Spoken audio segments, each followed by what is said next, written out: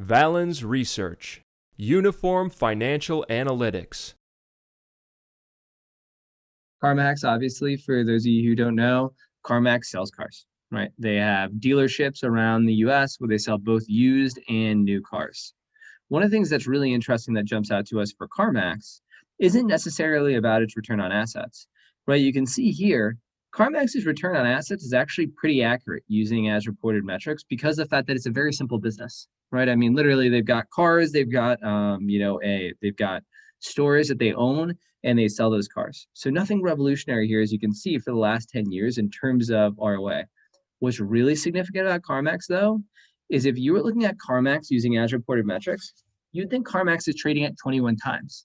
You would say, well, you know what?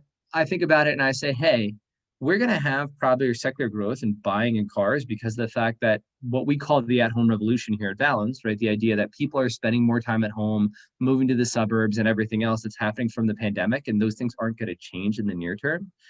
Even as the pandemic recedes, as more people move to the suburbs, more people are pulled to the suburbs, right? So if we look at all that, what we can see is, hey, you know what? That would make sense for a company that is positioned to benefit from that because more people are going to need cars. It should trade at a little bit above 20 times.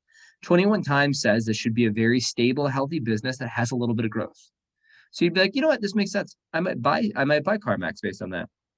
In reality, you wouldn't realize you were buying a car dealership trading at 40 times earnings, right? In reality, once we clean up the accounting noise for CarMax, what we can see is this company isn't trading at 21 times, it's trading at 37 times. Who in their right mind would possibly buy a car dealership that is trading at a 40 times multiple? In what world is CarMax, a car dealership, going to be able to give you enough growth in its earnings to possibly justify a 40 times multiple? But here's the thing. If you're looking at as reported metrics, you wouldn't even know that it was trading at a 40 times multiple. You think it's trading at market average multiples, and it's a good growth. It's an interesting little growth story. It might be a buy. You wouldn't realize you were buying a company that was a ticking time bomb because valuations were just so excessively expensive. And we can see this, again, when we look at the embedded expectations analysis.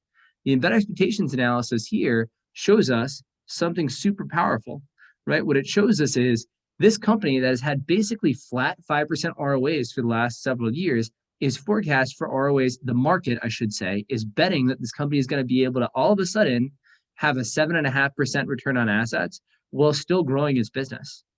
But I just look at that, and obviously there is no way that this company is going to transform itself to be able to do that. Look at returns every single year for the last, other than 2009, for the last 15 years have basically been around 5%.